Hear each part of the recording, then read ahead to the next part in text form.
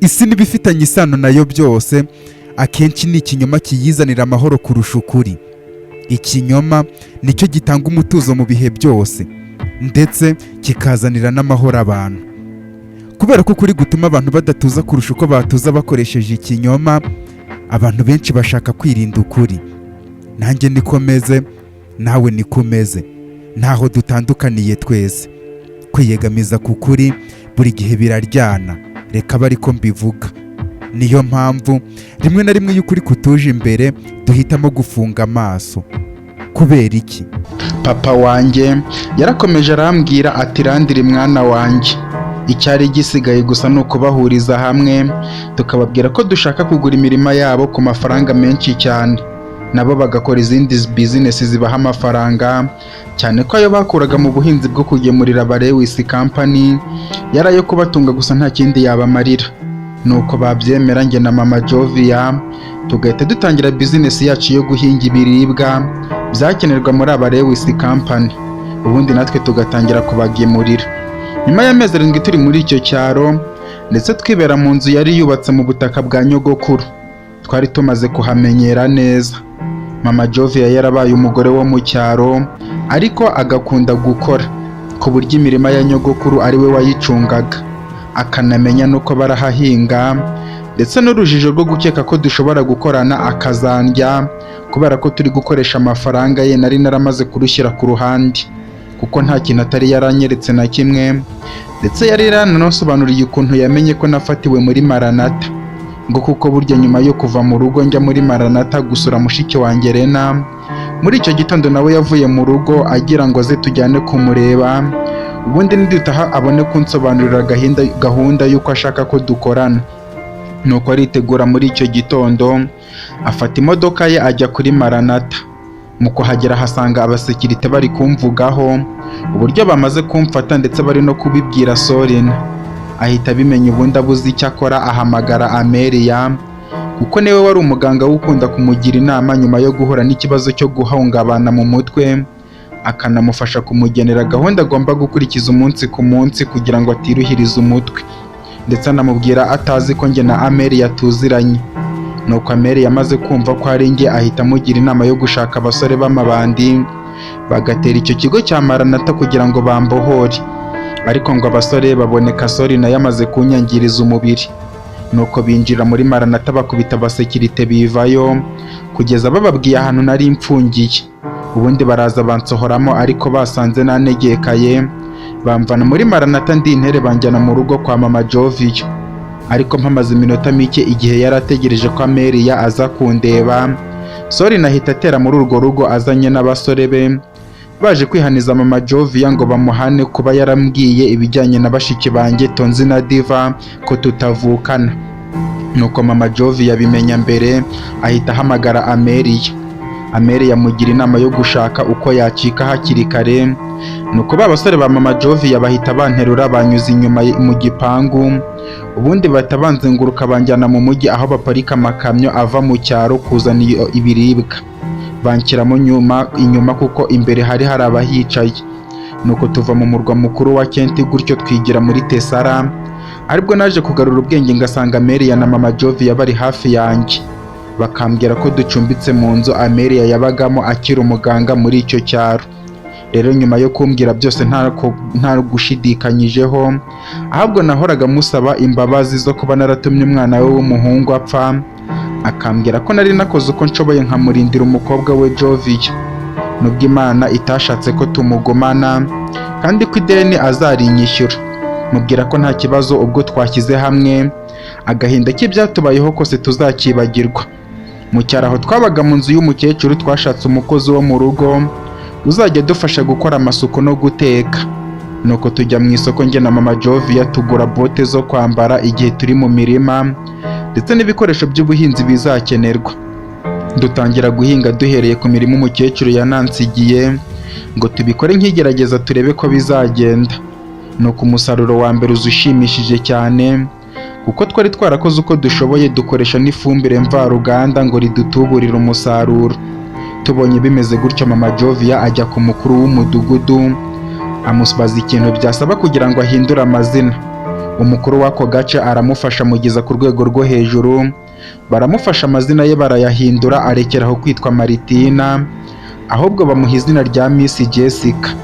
Nuko ahita ajya gushaka kontara muri Abalewis yo kujya bagemurira, ushinzwe uruganda rutunganya ibiribwa bimufashamo, ubundi arayibona atangira kugemura muri urwo ruganda. Nuko natwe dutangira kujya tuganira n'abaturage, tukajya tubaha amafaranga bashimishije, bakaduha imirima yabo. Ababona iyo ngano y'ayo mafaranga kandi bashobora no guhinga sizoni imwe 12 batayakuramo bakayakira.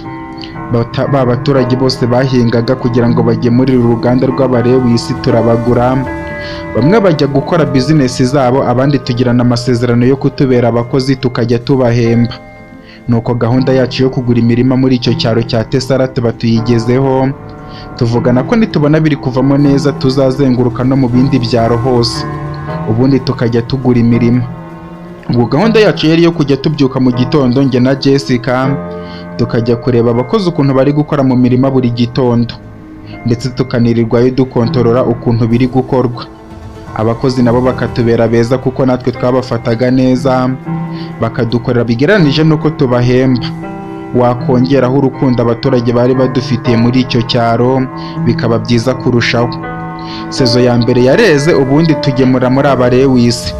Amafaranga twakoresheje duhinga, tugura imbuto ndetse tunahemba n'abakozi, tuyagaruza inshuro 3 zose. Tubona ko bya bintu ari byiza, ndetse bitangira kundyohera kurusha uko nari ndi kubikora nshaka kwihorera kuri Sorina. Ahubwo mbona nta yindi business yo kuba nakora kugira ngo mbeho mu buzima busanzwe. Ntangira kwibuka iyo ntaza gusanga Jovi bari kumufata ku ngufu, ukuntu ubuzima bwanjye bwari gukomeza kuba ubwo ku muhanda. Simbe naragize n'amahirwe nk'ayo ngayo yo kuva ku muhanda ngo numve uburyo umuntu ashobora kuba yakwigenga akabaho nta muntu uramwirukaho kandi adakora icyaha. Ubwo njye na Jessica twakomeje kwiberaho neza mu cyaro, ndetse icyifuzo cya mbere cy'abaturage tuza kukigeraho, tuzana umuriro w'amashanyarazi muri ako gace, maze ubundi abaturage bawushaka mu ngo zabo bakajya batwishyura amafaranga make ugereranije n'ayo twari twarakoresheje tuwuzana, ubundi nabo bakawuzana mu ngo zabo. Biza kurangira icyaro cyacu gitangiye gutera imbere, kuko byagaragaraga kuko byari bimeze mu mwaka washize atari ko bikimeze.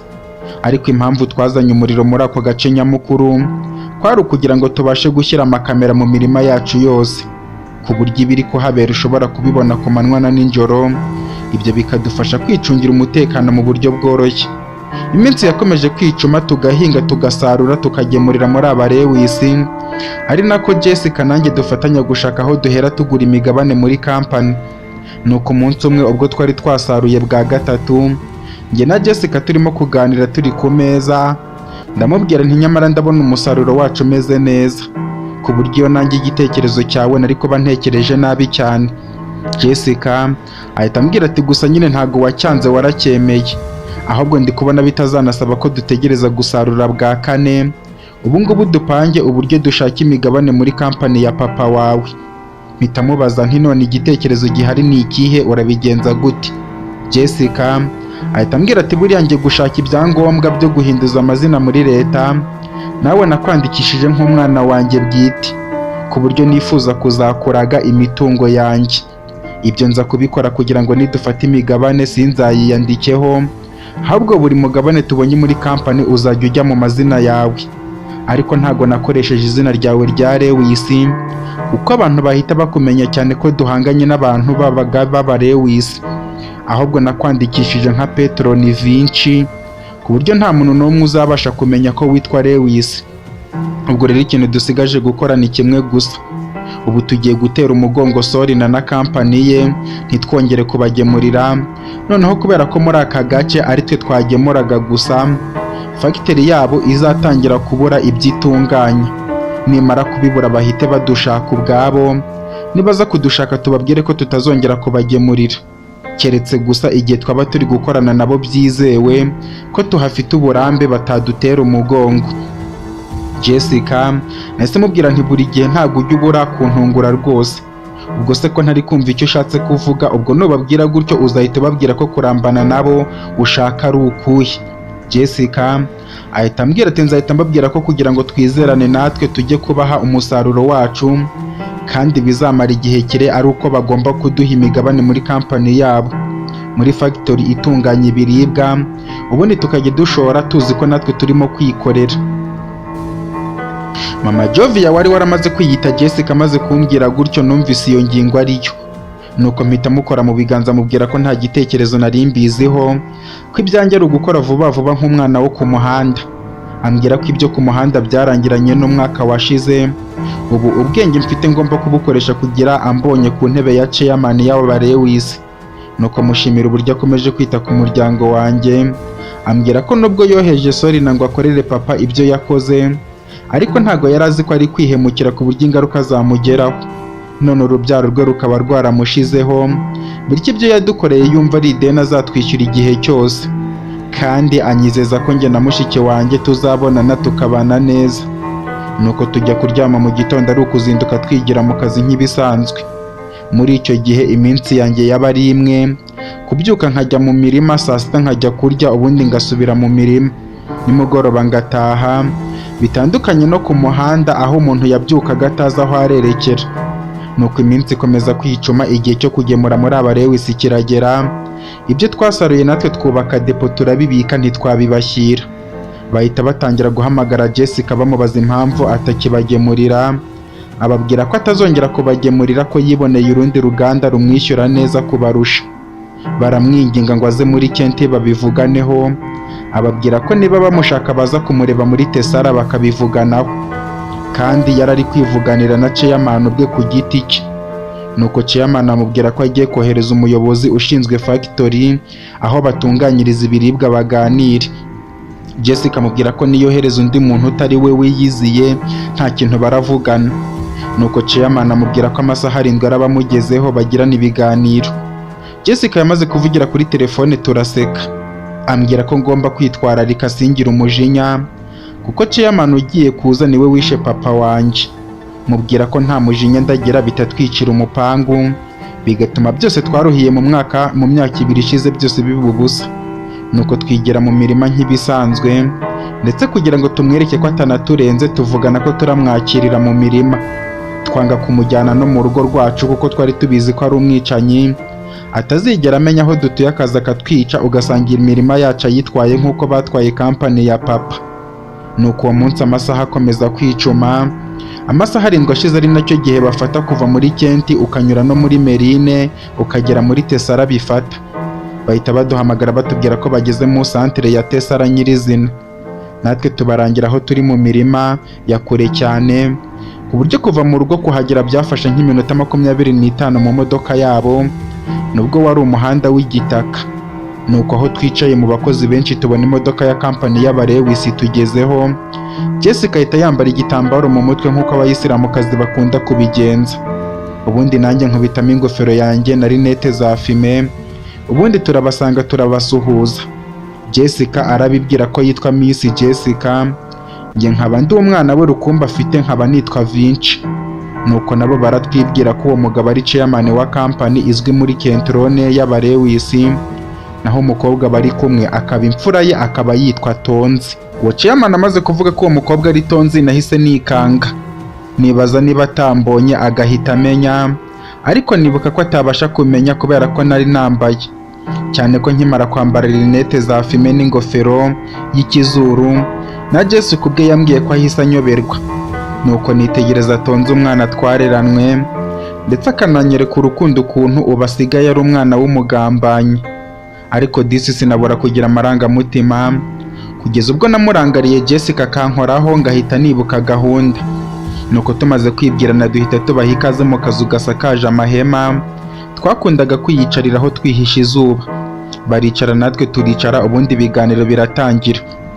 Chairman ahita avuga ati ni ukuri rwose byatubabaje kumva ko mutazongera kutugemurira, kandi umusaruro mwinshi twabonaga muri factory yacu warabaga uturutse inaha muri Tesara, ari nayo mpamvu rwose twahisemo kuba twaza kugira ngo tuganire mutubwire ikintu twakora kugira ngo mutugemurire.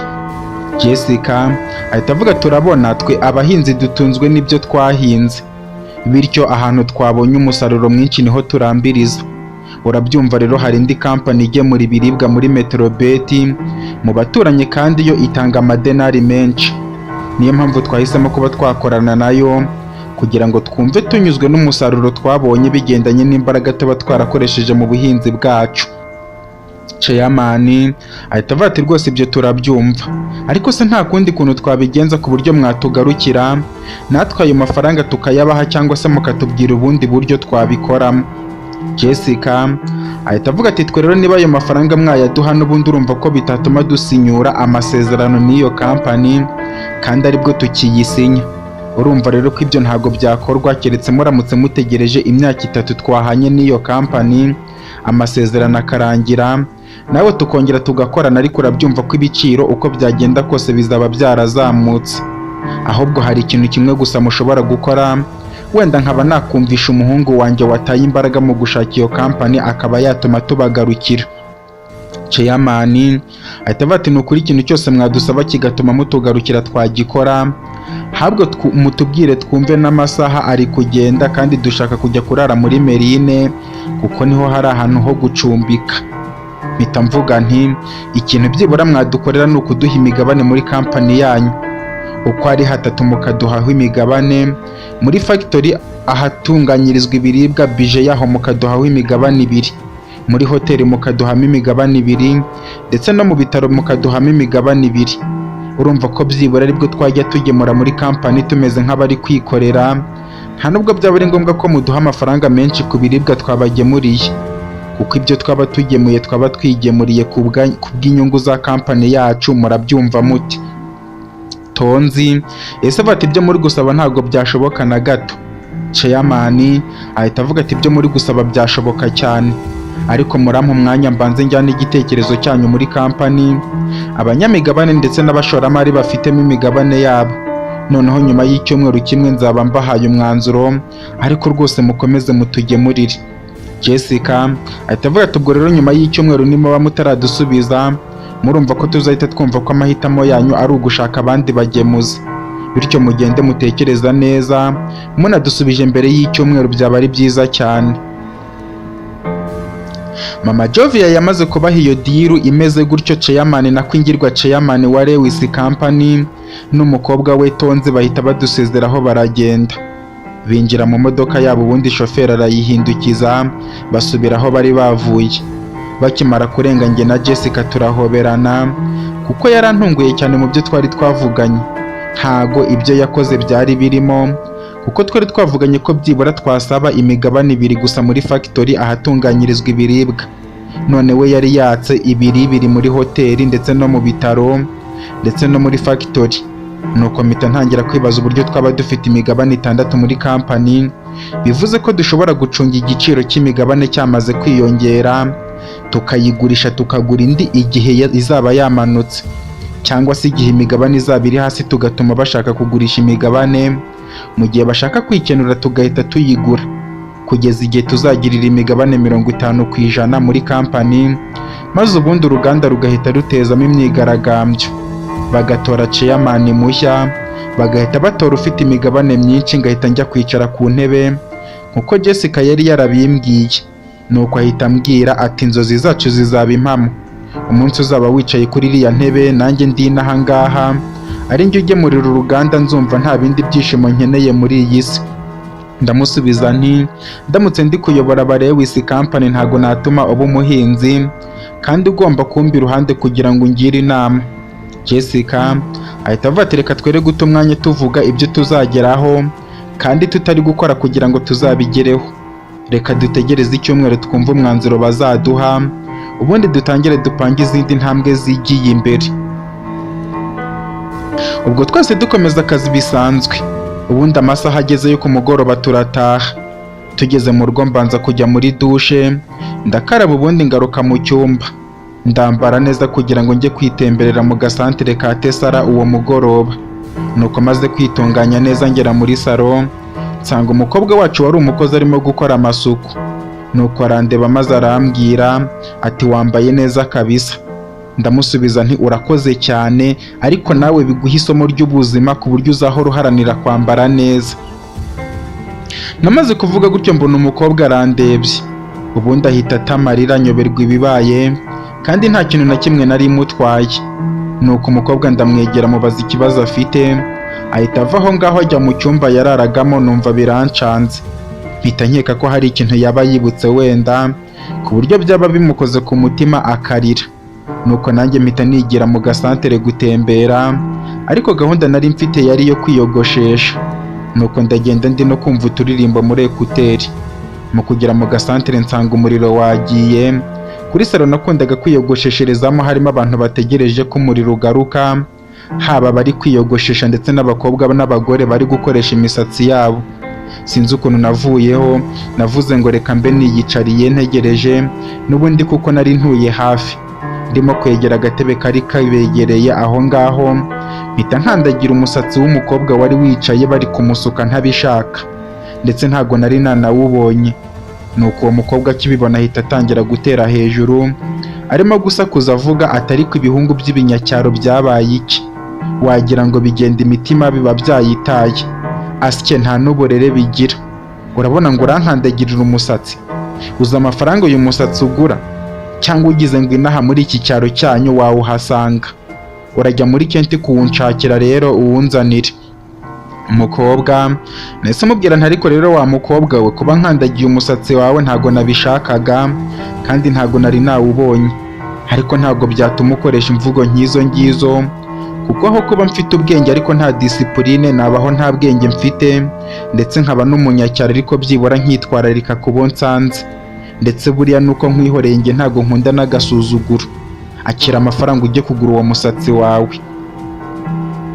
Umukobwa namubwiye gutyo ndimo gukora mu mufuka, nkuramo amafaranga menshi nari mfite ntanabashije kubara, bitamuhereza. Nuko arayakira, arangije arandeba, ndetse n'abari bari muri iyo salo bose barandeba, batangira kumvuga bavuga ko umukobwa amwemeje n'ibindi.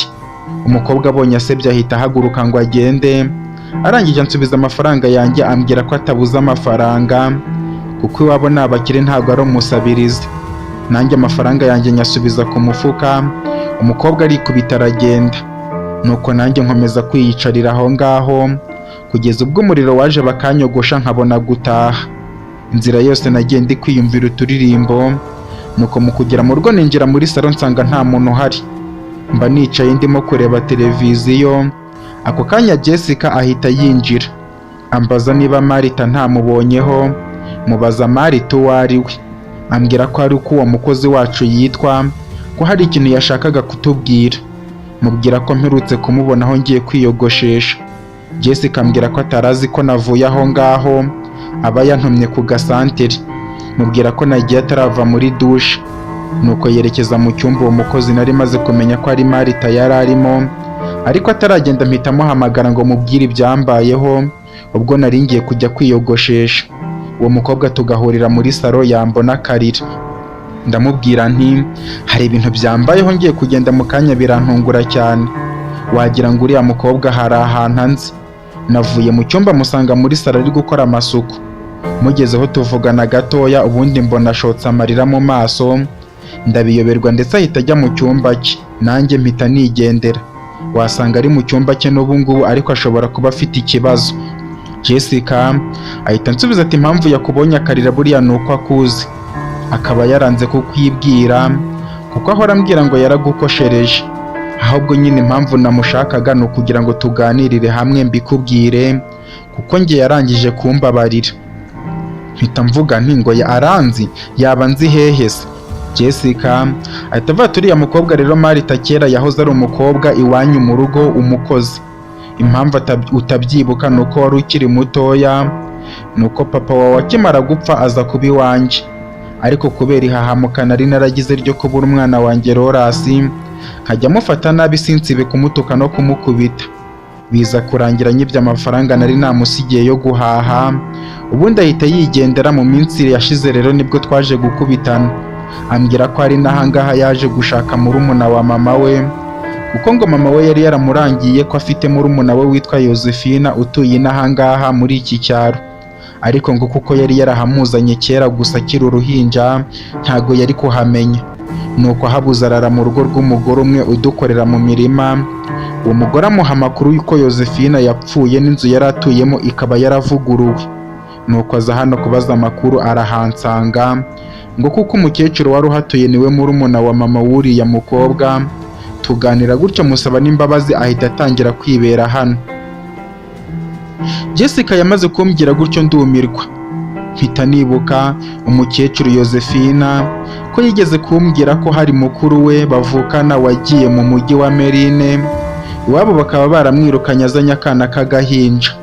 Mpita nibuka Marita wantaye ku muhanda ambwira ko agiye kunshakira ibyo kurya, ariko ntagaruke bugacya mu gitondo nisanga mu cyaro ndi kwa muganga bambwira ko mpamaze imyaka 5 n'igice, nkaba ntari kuzamwibagirwa kuko nabaye muri Merine mbamaye bobo kubera ko nari nsubiye inyuma kumureba. Nyuma yo gusohoka muri bus nari nakatishije tike, mpita menya ko impamvu yatumye arira ari uko yaranzi, ariko yaranze kunyibwira. Nese nibaza impamvu iminsi yose Marita twari tumaranye muri iyo nzu ntigeze mumenya, ariko nibuka ko akenshi nkunda kubyuka mu gitondo ngasanga icyayi ku meza, narangiza kunywa nkahita nigira mu mirima. Saa sita twaza kurya njye na Jessica tugasanga ibiryo ku meza, twamara kurya tugahita tugenda, ndetse no ku mugoroba tugataha dusanga yahishije yabishyize no ku meza, ariko mpita mbona ko ashobora kuba bikorera ubushake kugira ngo tutamubona, kuko yakundaga no kuba ateze igitambaro mu mutwe. Nuko mpita mbibwira Jessica ambwira ko ariko bimeze, ahita ambwira ko agiye kumureba mu cyumba. Ahita ajya mu cyumba cye ariko atindamo, bisa nkaho bari kuganira byinshi. Nyuma y'iminota itari mike mbona Jessica arasohotse, Marita ahita azamukurikiye. Nuko agiye kugira ikintu ambwira, mpita mpaguruka aho nari nicaye ngenda musanga ndamuhobera, nawe arampobera amubwira ko nari mukumbuye, ndetse mpangayitse cyane ko hari igishobora kuba cyaramubayeho. Ambwira ko ari kunsaba imbabazi, mubwira ko nta kibi yankoreye. Nuko Jessica dusaba kwicara tukaganira twicaye, twese twegera intebe turicara. Nuko mpita ntangira kumubaza amakuru, mvuga nti none se Marita amakuru yawe? Nukuri igihe cyose nari mbayeho nzi ko wahuye n'ikibazo, ariko rwose ntunguye no kongera kukubona nyuma y'imyaka 14 tutabonana yose. Ahubwo se byakugendekeye gute wa munsi kutagarutse kundeba? Marita ese ambwira ati rwose ndabizi naraguhemukiye ngusiga ku muhanda, ariko nagenzi ko ndagaruka kukureba, ariko umujyi umbera umujyi biranyobera. Buriya cyagiye ngusiga hariya nahise ntangira kugenda nshaka ukuntu nabona amafaranga byibura kugira ngo ngure ikintu cyo kurya nkizane. Amasaha nayakomeza gukura ariko ndaburirwa, nuko nkomeza kugenda muri Merine yose buza kunyiriraho, kuko naho ntari mpazi neza, kuko nakundaga kuba mpe nibereye mu rugo igihe cyose.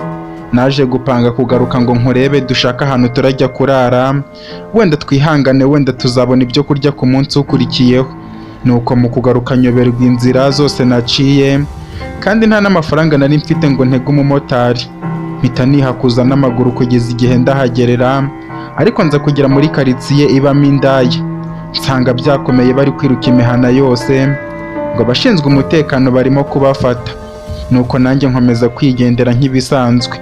Sinzi ukuntu nabonye abashinzwe umutekano baje, ariko nkomeza kwigendera bisanzwe kuko nta cyaha nari ndi kwikeka. Ariko bangezeho bahita banyambika amapingu, banjyana mu modoka nsanga harimo abandi bakobwa bari bafashwe. Nuko imodoka bahita bayitangiza muri iryo joro batujyana ahantu ntazi, kuko twarenze umujyi wa Merine, mbona tugeze no mu ishyamba. Nuko ishyamba turigenda nk'iminota 40 yose ritarangira, bigeze aho mbona imodoka ikasa undi muhanda muri iryo shyamba. Ubundi tugera ahantu hari amazu menshi, mu kureba tubona wagira ngo ni mu nkambi ya gisirikare, kuko hari abasirikare benshi cyane. Nuko badukura mu modoka batwambura amapingu, bahita badushorera batujyana ahantu mu nzu nini, ndetse dusangamo n'abandi bakobwa ariko bo bameze nk'abahamenyereye. Mpita menya ko byanga byakunda banshyize muri gereza, mpita nicara mu nguni nigunze kimwe n'abandi bakobwa twari kumwe, ndetse nyuma bazana n'abandi, kuko imodoka twari turimo banyingizamo yahise yuzura, nkeka ko abo bazanye ari abandi bafashe nyuma yacu. Nuko dutangira kuba muri icyo kizu. Umukobwa umwe wabonaga ko amenyereye aho hantu ahita atangira kubwira bagenzi be ngo batunyuzure tureke kwigunga. Ubundi baraza baradufata, badukuramo imyenda, ubundi batangira kudukorera ibintu nanjye ubwanjye bintera isoni kubivuga.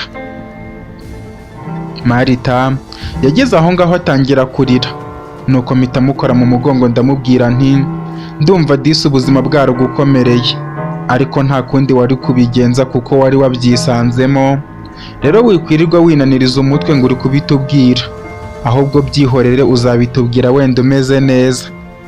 Marita namubwiye gutyo mu buryo bwo kumuturisha, nuko arandeba maze azunguza umutwe, nyamara nubwo nabimubwiye gutyo nanjye nari mfite amatsiko yo kumva ibyo babakoreye, nuko nkirimo kumuhumuriza ahita akomeza avuga ati bamaze kudukuramo imyenda bakagenda badukoza intoki zabo hagati muri paradizo zacu, batubwira ko bari kutumenyereza umwuga tugiye kujya dukora. Kuri njye wari utararyamana n'umuhungu na rimwe numva ndi kubabara, ndetse mva amaraso atari make muri paradizo yanjye, ntangira kurira nsakuza cyane, ariko uwo mukobwa wasaga nkaho abakuriye araza arankubita ambwira ngo mvane imiteta aho ngaho ngo ntago ari mama wanjye. Nibuka ukuntu Nataliya yari yaramaze kumbwira ko mama wanjye yantaye imbere y'ikigo kirera imfubyi akaza kuntoragura, numva nkoze mu bwonko ari nako akomeza kunkubita. Nuko bamaze gukora ibyo ngibyo baratureka bajya mu bindi byabo, nuko muri iryo joro gusinzira birananira, kimwe n'abandi twari twazanye turi bashya. Mu gitondo kare abasirikari bakajya baza gufata abakobwa bake bake bakabajyana, hashira nk'amasaha abiri bakabagarura bagatwara abandi. Negereye umukobwa umwe mu bari bavuye hanze, mubaza icyo bavuye gukora n'ikiniga cyinshi, ambwira ko bavuye kuryamana n'abasirikari, ndetse ko bababwiye ko ari wo mwuga baje gukora aho ngaho, bakajya babagaburira abasirikare bakabinezerezaho kugeza igihe bazasazira bakabavana muri icyo kigo. Ubwoba buhita butaha umutima wanjye, ndetse nanjye baza kongeraho baranjyana. Namwe murabyumva ibyo bankoreye ntago nabishakaga, ariko nta kundi byari kugenda. Ubundi barangije bangarura muri cya kizu. Buri munsi baradufataga bakatujyana bakadufata ku ngufu, kugeza ubwo twaje kubimenyera nkiyakira, kuko nta nzira n'imwe nari mfite yo kuva aho ngaho, ndetse iminsi ikomeza kwicuma tutazi ngo turi kuwa kangahe. Uko twabyukaga mu gitondo bakatujyana muri dushe bari kuducunga, ubundi tukambara, twamara kwambara bakatujyana gukora amasuku baducunze, ndetse no kota akazuba. Saa sita bakatugaburira, byarangira bakadusubiza muri ya gereza yacu. Nyuma ya saa sita akaba aribwo batujyana kuryamana n'abagabo, byarangira tukagaruka muri iyo nzu. Ku buryo twabikoze igihe kirekire cyane, kuko nibwo bwari ubuzima bwacu bwa buri munsi. Hari umunsi umwe nari ndi gukora amasuku, abasirikare bari bahagaze iruhande rwanjye baducunze barimo kuganira. Bavuga ko Merine yabonye afande mushya, kandi ko baraza kumushyira abakobwa bo kujya yinezerezaho igihe arangije akazi. Nuko uwo mugoroba baza muri gereza aho twari dufungiye, batangira gutoranya abakobwa nanjye baramfata. Uko turi batandatu baradusohora hanze, bahita batwambika amapingu badushyira mu modoka, ubundi badupfuka ibitambaro mu maso, imodoka iratangira. Tugeze ahantu bya bitambaro babikuraho, mu kureba mbona turi mu muhanda wa kaburimbo, ku buryo utabasha kumenya aho waturutse. Nuko imodoka ikomeza kugenda, turi hafi kugera mu mujyi wa Merine, nkajya mbona ibintu byose byarahindutse, bishoboke ko nari maze igihe kinini ntarahagaruka muri Merine. Nuko bahagarika imodoka badukuramo amapingu, ubundi batubwira ko umuntu uribeshya barahita bamurasa. Nuko imodoka irongera irahaguruka, mbona tugeze mu mujyi, baturenza mu mujyi batujyana ahantu mu rugo, batwinjizamo ubundi baradufungirana. Nkuko bisanzwe buri munsi bakaza gufata umukobwa umwe muri twe akajya kuryamana n'ikigabo cyari ikiyafande muri Merine, ubundi bakamugarura muri iyo nzu yari irinzwe n'abasirikare babiri b'abasore bato bato. Nuko dukomeza kwibera muri ubwo buzima, ariko nza kuba inshuti n'umusore w'umusirikare umwe muri babandi baturindaga. Nza kumubaza igihe n'umwanya turimo, abimbwiye nsanga turi muri cya kigereza twarimo twarakimazemo imyaka 12 yose, ariko ntago twari kubimenya. Mbabazwa cyane n'ukuntu imyaka yanjye yose nayihombye, izo inzozi zanjye nari narihaye z'iterambere zikaba zarangiritse, ndetse no guhora nshinja icyaha cyo kuba naratereranye Peteroni nkamuta ku muhanda, ubu akaba ashobora kuba yarapfuye, nkumva birambabaje cyane. Nuko dukomeza kubaho gutyo, kugeza ubwo nagiye kubona mbona wa mugabo wakundaga kuryamana natwe afashe ba basore babiri b'abasirikare baturindaga akabajyana, hakaza umukobwa wari umusivile n'undi musore wari urwariye muri iyo nzu. Uwo mukobwa akatubwira ko ari uje kuturinda, akaba arwaje musaza we kandi ko nitwibeshye kuzagerageza kumucika azadukorera ibyamfura mbi. Uwo mukobwa twaramusetse cyane, nuko umukobwa twari kumwe agerageza kumufata ngo amwake urufunguzo rw'aho mu nzu twigendere, ariko wa mukobwa urwaje musaza we amukubita atanamukozeho akoresheje karate cyangwa ku ngufu. Duhita tumenya ko uwo mukobwa ashobora kuba ari umusirikare cyangwa umupolisi utajya wambara imyenda yabo.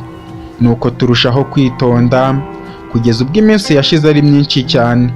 Wa mugabo twaryamanaga ataragarukana ba basore be, nuko wa musore wari urwaye nawe aza gukira. Amaze gukira avugana na wa mushiki we ko agiye gufasha afande wabo kumushaka akamenya aho yaba yaragiye ngo asigare aturinze ntitumucike. Nuko uwo musore aragenda dusigarana n'uwo mukobwa utaravugaga n'ijambo na rimwe, gusa akadutekera tukarya, akanaduha amazi tukajya muri dushe ndetse akaduha n'imyenda yo kwambara. Wa musirikare yari yaratuguriye. Nuko hashize iminsi 3 wa musaza we aragaruka, barimo kuganira turabumviriza, twumva bari kuvuga ko afande wabo ngo umugabo witwa Rayoni yaramwishe ndetse na ba basore bamurindaga kuko ngo yari yaramufashe ashaka gufata umukobwa ku ngufu. Njye na ba bakobwa bagenzi banjye dutangira kwishima ko cya kigabo cyaduhinduye indaya zacyo cyavuye mu buzima. Nuko bakomeza kuganira ikintu badukorera. Uwo mukobwa abwira musaza we ko batureka tukigendera, ubundi bakajya guhiga uwo mugabo witwa Rayoni bakamwica. Nuko nta n'ikintu batubwiye bafungura umuryango batubwira kwigendera. Natwe tubyumva vuba vuba. Nyuma y'imyaka myinshi tugaruka hanze dufite ubwigenge. Nuko mpita mfata inzira iza aho twari dutuye ngo ndebe uko hameze, nsanga hubatse amazu y'ama etaje abantu basigaye bakoreramo ama business. Mpita njya ku ishuri rya mama ngo ndebe wenda ko ushobora kuba warasubiye kuhiga, menya ahantu nahera ndi kugushaka. Ngezeyo nsanga wa mugabo wadufashije gushyingura mama ari we yahayoboye, ambwira ko aguherutse cyagiye turi gushyingura. Biranyobera, mara igihe cyose ndi kugushaka ariko ndakubura, nibuka ko ushobora kuba waranakuze twahura sinkumenye. Nuko ibyumweru bimaze kuba 2 narakubuze, mpita nibuka ko mama yigeze kumbwira ko afite umuvandimwe bavukana uba mu cyaro cya Tesara hafi y'agasantere. Mpita nshaka uko nabona ari ifuti ngeze ahangaha, abashoferi bansaba ko twararana ubundi bakangeza inahangaha baje gutwara ibiribwa byo kujyana muri kampani yo muri Kent. N'ubundi nta guhitamo nari mfite, twarararanye. Nuko mu cyakare tubyutse bampara ifuti bangeza mu gasantere. Mu kuhagera ngenda mbaririza ku mukecuru witwa Josephine, bamwe bakambwira ko batamuzi. Nuko buza kunyiriraho ntaramubona. Sinzi ukuntu naje guhura n'umugore wari ufite isuka avuye guhinga, mpita mubaza niba yandangira umukecuru witwa Josephine. Arahandangira ariko ambwira ko yapfuye kera, mu nzu ye hasigaye hatuyemo umwana w'umuhungu we na mama we. Nuko musaba ko yajya kuncumbikira, arabyemera turajyana. Tugeze yampa ibyo kurya, turangije kurya turaryama. Mu gitondo ambwira ko agiye mu mirima guhinga, mubwira ko twajyana. Ambwira ko atari imirima ye, ko ari guhingira abakorera. Mubwira ko basi yampuza nabo nanjye nkabasaba akazi. Arabyemera turajyana. Mu kugerayo ajya mu murima, ambwira ko nabo ntegereje nyirabuja akaza. Mu minota mike mbona haje umugore, mu kumureba mbona wagira ngo hari ahantu naba muzi. Nsubije amaso inyuma mbona ni Maritina, mama wa Jovia.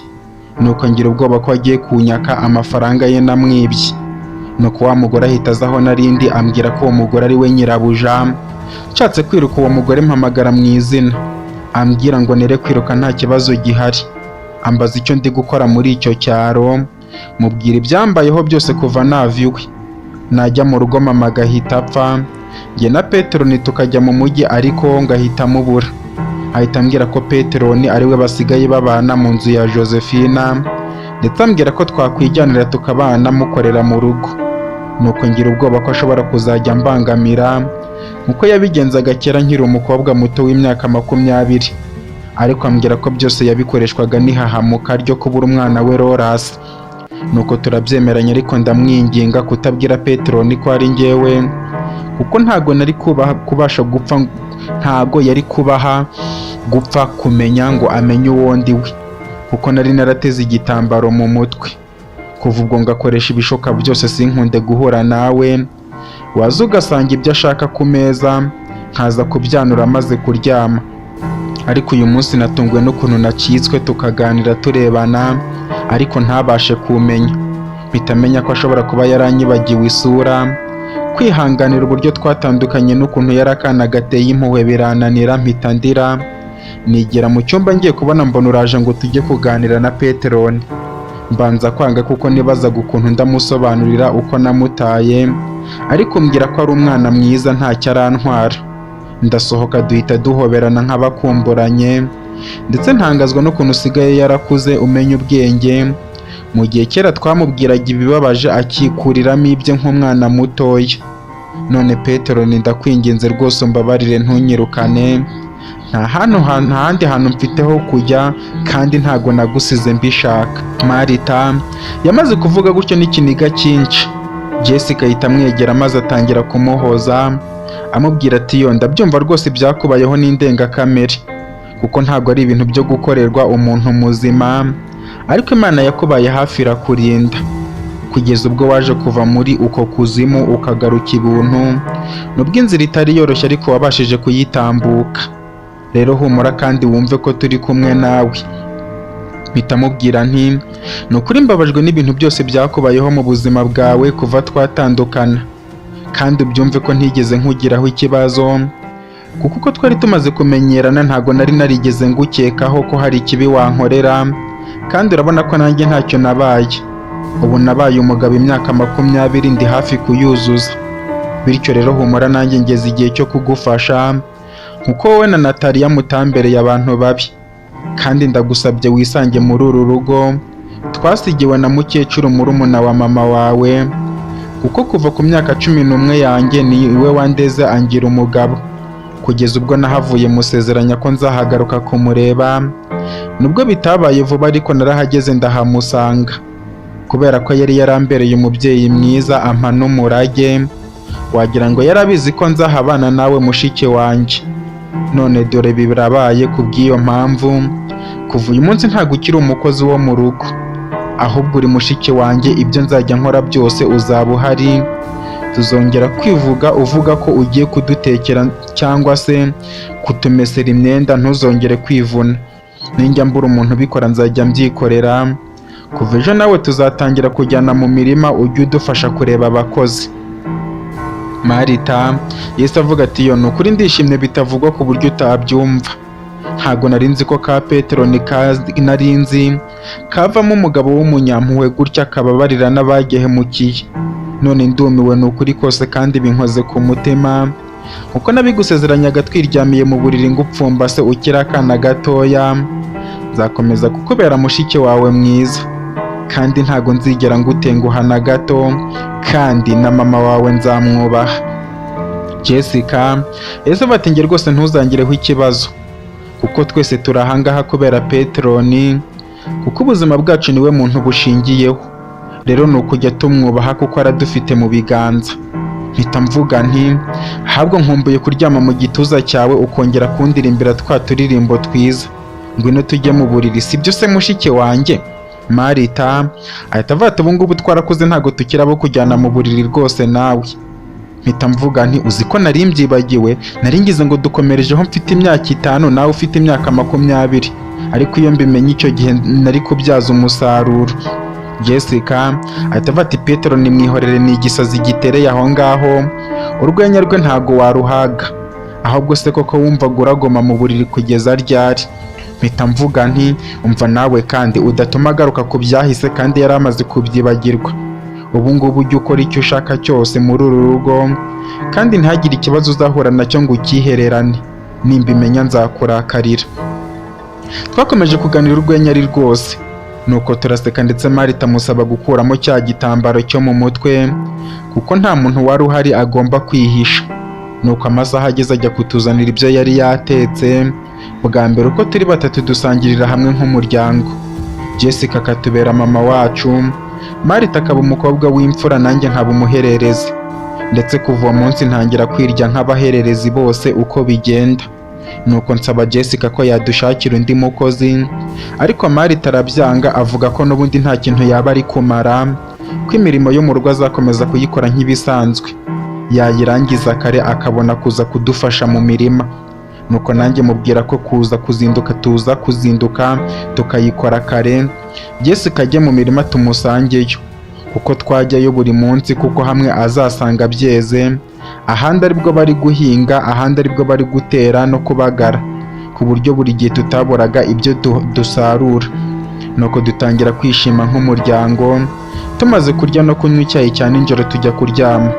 Ngeze mu buriri nibuka ukuntu umunsi wose wagenze, uburyo hakibaho abakobwa b'abirasi biratana imitungo y'iwabo, ngo barakize nk'umwe twahuriye muri salo ngiye kwiyogoshesha, ndetse nibaza no ku buzima mushiki wanjye Marita yabayemo, numva burambabaje cyane, bituma nibaza kuri Rena ukuntu abayeho muri iyo minsi. Njya kugira igitekerezo cyo kuzabwira Jessica tukazashaka uko Rena twazajya kumushaka tukamuvana muri Maranatha akaza tukabana.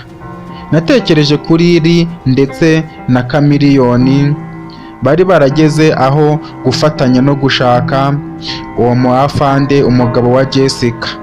Nibuka ukuntu twabanye ku muhanda, nabyo mbishyingura mu mutima. Nuko nkomeza muri ibyo bitekerezo ndasinzira. Nza gukanguka mu gitondo isaha yanjye ari yisonye, kuko nari narayiregeye ngo ijye imbyutsa harimo uturirimbo tw'amateka tuzajya duhora tunyibutsa uwayimpaye ari we Rozange. Nubwo mu bantu nari naribagiwe nawe yari arimo, kuko ntago nari nzi ko nzongera kumubona. Nuko imaze gusona akaririmbo karangiye mpita mbyuka, nyambara ku kuboko ubundi mva mu cyumba. Ngeze muri salo nsanga nta muntu uhari, ariko numva mu gikoni amasahani arimo kwikomanya. Mpita ngenda gake gake ndebye nsanga ni Jessica urimo koza ibintu, nibaza ukuntu arimo kubyoza mpita menya ko yishimiye Marita cyane. Nuko ngenda musanga mugezeho ndamusuhuza, ambaza impamvu mbyutse kare cyane, nanjye mubaza impamvu ari we uri koza ibikoresho byo mu gikoni. Jessica ahita ambwira ati buriya ntabwo uzi ukuntu bimera iyo wakoze icyaha, warangiza ugasaba imbabazi ariko nyuma yo kuzihabwa ukumva bidahagije, wanakora impongano yabyo kugira ngo ibyo byaha bisibangane burundu.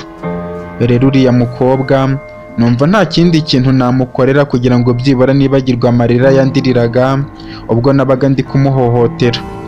Mu kanya ageze hano asanga ndi kubyoza, mubwira kwisubirira mu buriri kandi ntangireho ikibazo na gitoya. Ahita ajya kwiryamira, mubwira ko ndamubyutsa mpishije icyayi. Mpita mubwira nti yo ni ukuri binkoze ku mutima, iyo aba bantu bose bahemutse bibarya nk'uko akantu gato wakoze uri kucyicuza. Ese ubwo nka sore nabimurya bingana iki niba umutima we ukimugira inama? Ni ukuri uri umubyeyi mwiza ku buryo Lorasi yagize ibyago byo kuba atararezwe nawe. Jessica yahise ansubiza ati igihe kimwe ibyo azabibona, kuko nitugera aho dushaka kugera tuzamushaka tumuhane ibyaha byose yakoze, ubundi asubire kuba umwana muzima. Kandi urakoze cyane mwana wanjye kuba utareba abantu baguhemukiye ngo bagire abanza, ahubwo ukababarira kubera mukibera abavandimwe. Njye na Jessica wari nka mama wanjye twakomeje kuganira. Nuko nza kuva mu gikoni ngo njye hanze kureba uko hameze.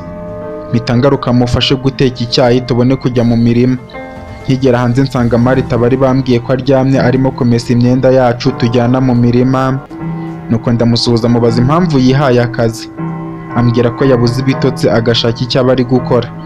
Nuko ndasutama iruhande rwe ntangira kumufasha kumesa, ari nako tuganira ndetse tugakina n'imikino yo mu mazi, ari nako turimo guseka.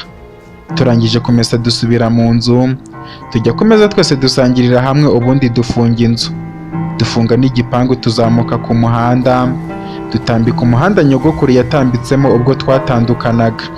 Ubundi twerekera aho twari tugiye mu mirima. Turimo kugenda mpita mbwira Jessica nti ariko mfite igitekerezo, nta kuntu aka kazi dukorera inaha ngaha twacyita izina abantu bakarifata nk'aho ari kampani y'ubuhinzi. Jessica ahita avuga ubwo se urumva twakwita gute ku buryo byaba bigaragara neza? Marita ahita avuga ariko icyo gitekerezo nicyo, urabona nimwe mufite ahantu hanini ho guhinga inaha ngaha, urumva muhise izina abantu bose bo mu gihugu bakahamenya, byabafasha kwamamaza ubuhinzi bwanyu bakajya banabasura. Mpita mvuga nti ese kuri kuvuga ngo ubuhinzi bwacu nk'aho wowe ukikuramo nk'aho utarimo? Ntabwo twumvikanye kuri mushiki wanjye, byose turabifatanije. Ahubwo nibyo ndumva twahita Jessica Agriculture Company ikakwitirirwa. Marita ahita ati cyangwa se tuyite Lewis Company mu mazina yawe. Mpita mvuga nti mwaretse se tukayita Marita Company niba ushaka uwo kuyitirira mukandekera izina ko namwe mufite ayanyu. Twese twasekeye icyarimwe, nuko Jessica ahita avuga ati muvuze Lewis Company nunguka igitekerezo. Ibyo kuyita izina tube tubiretse, umunsi Lewis azaba yasubiye mu mitungo y'iwabo tuzahita aba Lewis Agri Company, yiyongera kuri aba Lewis hoteli, hospital na factory, ubundi zibe zibaye company irimo inganda enye zose, urwa kane ari twe twarwikoreye. Jessica yavuze gutyo numva icyo gitekerezo nicyo, nuko dukomeza kugenda turi kubiganiraho neza, tunaseka tukavuga ko ahubwo turi gutinda kugera mu mirima ngo dukore ibyo twifuza tubigereho byihuse, kuko mu minsi 5 twari dutegereje kwakira igisubizo giturutse kuri papa wa Batonze, akaba ari we ngirwa chairman wa company y'aba Lewis. Ubundi tukumva ko azaduha imigabane. Nuko turi kugenda tuza guhura n'umukobwa bigaragara ko ari mwiza, kandi ko ashobora kuba ari mushya muri icyo cyaro, ariko namureba mpita mbona wagira ngo ndamuzi. Nakwibaza aho muzi nkahabura, ariko tugihura we ahita mpagarika aransuhuza, arambwira ati amakuru yawe se? Nukuri nkubonye nari ngukeneye, nari narakubuze. Umukobwa yambwiye gutyo mpita ntangira kwibuka umukobwa nigeze gukandagirira umusatsi bari bagiye kumusukisha muri salo ubwo ku masaha y'umugoroba ku munsi washize. Nuko mpita mubwira nti uri wa mukobwa w'umwirasi twahuye ejo wirata imitungo y'ababyeyi be? Umukobwa ahita ati nukuri ndakwinginze wincira urubanza, kuko ibyambayeho byarantunguye cyane. Ejo nirirwanye agahinda kenshi cyane, kuko papa na mama bari biriwe bari kurwana, kandi buri gihe iyo babayeho gutyo ninjye bikomeretsa, nkibaza igihe imirwaniro yabo izarangirira bikanyobera. Rero ejo nagerageje kubabwira ko ibyo bari gukora atari byo. Papa nyuki nabi mpita mva mu rugo niyizira hariya kuri salo, nzanye imisatsi yanjye nari naguze muri Kenti, kuko ituruka muri Brazil, kandi nahanga mu cyaro ntago wayibona, kuko abakobwa binaha bakunda gukoresha indodo. Nuko ndicara, wa mukobwa atangira kunsuka, aribwo wakandagiye iyo misatsi utabishaka. Nkubwije ukuri nta n'ikintu wari wangirije, ahubwo nuko byahuriranye n'umujinya nari nirirwanye nkakuki nabi. Burya ejo nkimara gusohoka nagumye hanze ngutegereje ngo ngusabe imbabazi, ariko sinakubona. Ngarutse muri salo bambwira ko wagiye, birambabaza cyane ukuntu nagirana ikibazo n'umuntu. Mpita ntaha mvuga ko wenda nzagira amahirwe tukazongera guhura, none dore birabaye, ariko nukuri ngusabye imbabazi. Ndamubwira nti nta kibazo rwose niba ari uko bimeze, ikiza nuko uzi ko ari ikosa ukaba usabye imbabazi. Umukobwa ese ati nukuri urakoze kumbabarira, Imana iguha umugisha. Ahubwo se wampaye nimero yawe ko nari ndi kwihuta tukaza kuvugana kuri telefone? Umukobwa nese mubwira nimero yanjye arayandika, ambaza izina arashyiraho, ariko ngiye kuri mubwira amazina ya nyayo nibuka ko ashobora kundaburiza cyane ko nari numvise ko aturuka mu mujyi wa Kenti. Mpita mubwira ko nitwa Vinci, nuko nawe mubaza izina rye, ariko atarambwira telefone yihita isona. Nuko ahita ambwira ko ari mama we umuhamagaye ngo yihutane ibyo yari amutumye, ambwira ko araza kumvugisha kuri telefone, ubundi ahita agenda yiruka avugira kuri telefone. Nuko nanjye ndebye aho twajyaga mbona ba Marita barimo kurenga ikoni rya kure, ngenda niruka gisoba nyuma mu muhanda, amaso yanjye nayahanze kuri wa mukobwa twari dutandukanye. Nuko ngiye kumva numva inyuma yanjye ngonze umuntu, mu guhindukira mbona ni umusore wari wikoreye ubwatsi bw'amatungo nari ngonze, atangira kwitotomba ngo mbese kuki ngenda ntareba. Abonye ari njye ahita atuza, kuko muri kamere muntu buri wese yumva yacisha make imbere y'umuntu w'umukire, kandi muri ako gace nta muntu utari uzi Vinci, umwana wa Jessica w'umukire w'umuhinzi ugemurira uruganda rwo mu murwa mukuru wa Kenti. Nuko nanjye musaba imbabazi, ubundi nkomeza niruka kuri ba Marita. Bagezeho batangira kunserereza ngo mpuye n'umukobwa mwiza ndararama. Ubundi Jessica atangira kumbwira ko kuva twatangira kubana ari ubwa mbere mbonye ndi kuvugana n'umukobwa nabishyizeho umutima. Nuko nanjye mubwira ko atigeze mbonana na Jovia ngo arebe urukundo namukundaga. Marita ahita atangazwa n'ukuntu nakundanye na Jovia. Ndabimubwira ndetse Jessica ambwira ko yahombye umukwe mwiza, mubwira ko ariko yungutse umwana mwiza. Nuko dukomeza twiganirira ari nako tugera mu mirima tureba uko bari gukora ari nako amasaha ari kwicuma. Saa sita ziragira njye na Marita dutaha mu rugo guteka. Turi guteka mubwira ko bya wa mukobwa twahuye mu gitondo, ariko nkaba namuhaye nimero akaba yatinze kumpamagara. Marita ambwira ko araza kumpamagara buriya mu masaha yo ku mugoroba, ko aribwo abantu bakunda kubona umwanya. Nuko tuganira byinshi ari nako turi guhisha. Turarura turarya dushyira no mu gisorori dushyira mama Jovia. Ibisigaye tubishyira mu kindi gisorori tubishyira wa mugore wacumbikiye Marita ubwo yageraga muri Tesara. Nuko uwo munsi nawe uza kwira ariko wa mukobwa atarampamagara, ndetse nza kujya mu buriri ntangira kumutekerezaho ukuntu twahuye n'uburyo twaganiriye akansaba imbabazi, ndetse nsanga mu bitekerezo byanjye ari we uri kunganza. Ndida nsinzira uwo mukobwa ari we ndi gutekereza. Nakwibuka ukuntu telefone yasonye atarambwira izina rye nkumva ndababaye. Nuko ndasinzira buracya, umunsi wose uza kwira ataramvugisha, ndetse iminsi 4 ataramvugisha. Mpita menya ko kunyaka nimero yanjye kwari ukwiyererutswa gusa mwikuraho. Nuko nahise mufata nk'umubeshyi. Nuko muri ayo masaa 6 ubwo hari hashize iminsi 6, Tonzi na papa we baje kutubaza impamvu tutarabagemurira ibiribwa. Bahita bahamagara Jessica kuri telefone, bamubwira ko kampani yose yamaze kuganira ku byo yabasabye, bagasanga nta kibazo ko imigabane 6 yose bazayimuha. Nuko aho turi turishima cyane uko turi 3.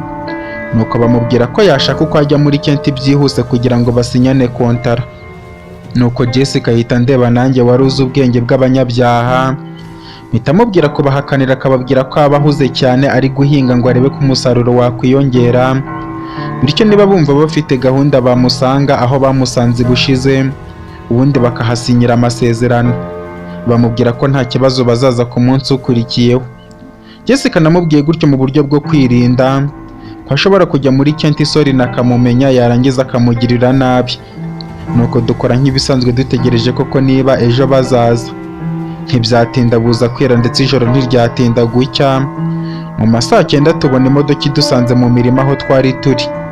Kureba neza mbona yanditseho ngo Abarewisi Company. Bitambwira Jessica kwitegura neza akajya gusinya amasezerano. Nuko aragenda bamuhereza ibipapuro atangira kubisinya. Nuko ababwira ko we yibereye mu zabukuru ashaka ko iyo migabane ijya mu mazina y'umwana we w'imfura Petro Vinci. Chairman arabyemera turasinya. Bwa mbere mbangiza imigabane 6 muri kampani ya papa. Nuko tuganiraho gato y'ubundi barataha. Njye na Jessica na Marita duhita dutangira ikirori, ndetse dutumira n'abakozi bose tubagurira ibyo kurya n'ibyo kunywa barishima. Ibyo bibaha umuhate wo gukomeza kudukorera, ndetse tubabwira ko ejo saa 6 tuzabagaburira ku mafaranga yacu. Ubundi buza kwira ibyishimo ari byose. Bwarakeye isaha yanjye irambyutsa nk'ibisanzwe. Nuko ngeze muri salo nsanga Jessica yicaye ari kuvugira kuri telefone. Arangije kuvuga ambwira ko muri kampani bari bamuhamagaye bamubaza igihe atangirira kubagemurira. Ababwira ko aribo bari gutinda kuko muri stoke afitemo ibiribwa, ndetse amafaranga bashyire kuri konte yacu. Nuko bamubwira ko bagiye kohereza imodoka zabo kuza gutwara ibiribwa. Natwe twicara tuganira. Jessica ambwira ati urabona ko ibintu byose bizagenda neza. Ndamusubiza nti nukuri ndabibona, ahubwo ubwo tugeze ahangaha ikizakurikiraho ni ikihe? Jessica ahita ambwira ati nkuko nabikubwiye, uramutse ufite factory yaho batunganyiriza ibiribwa muri Abarewisi waba ubarangije, kuko niho hava ibyo kugaburira abaje muri hoteli, ndetse hakagemurira n'abacuruzi bose bo mu murwa mukuru wa Kent, ndetse n'abantu batuye mu gihugu cy'abaturanyi cya Metrobet baza kurangura muri Abarewisi.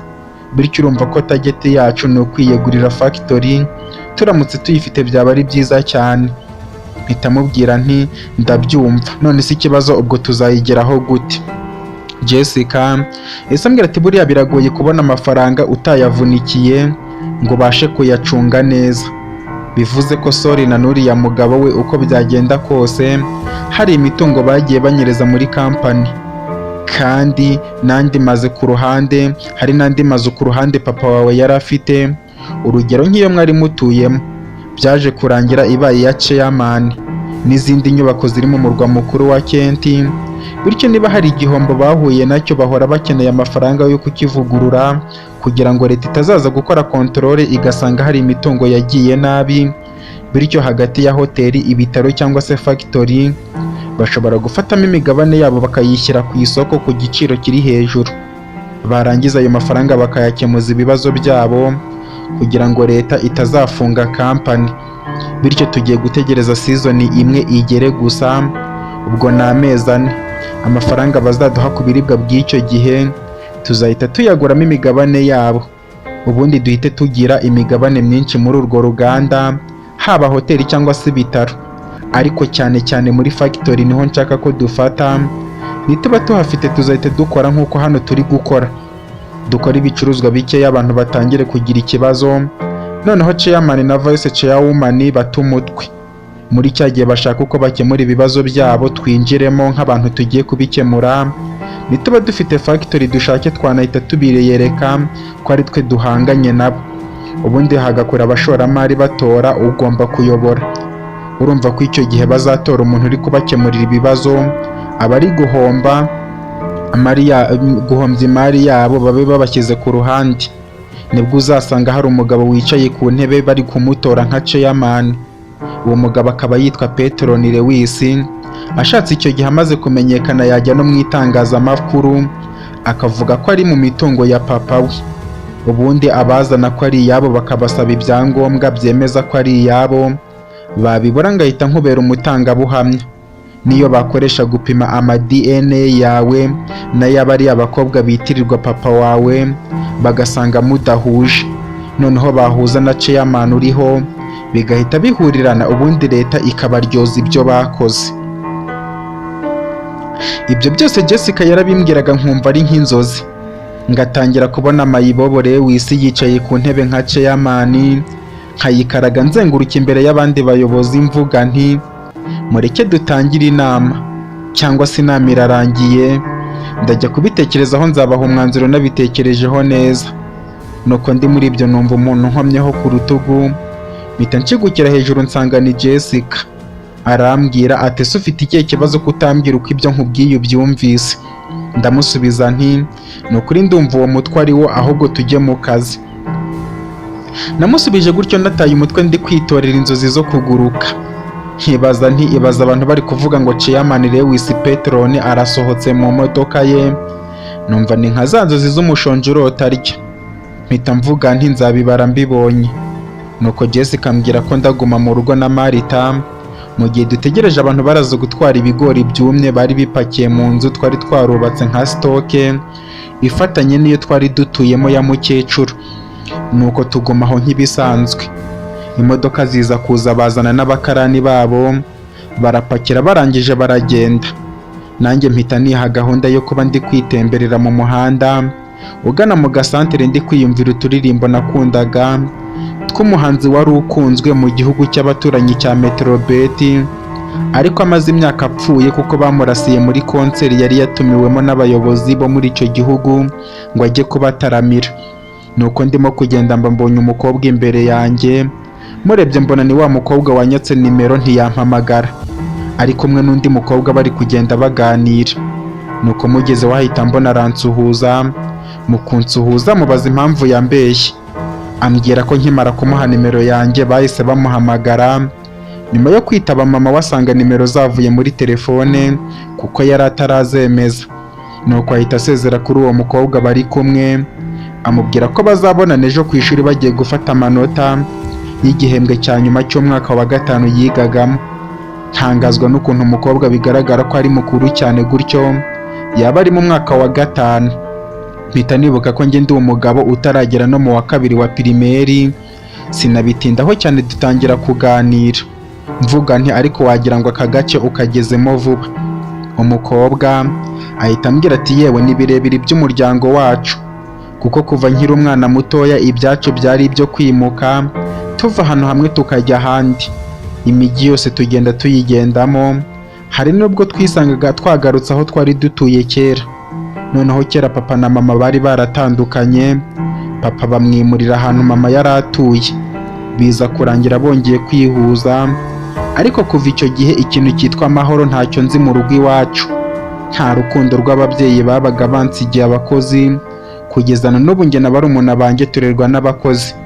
Icyakora nuko njye nakuze, naho ubundi hababaje barumuna banjye gusa.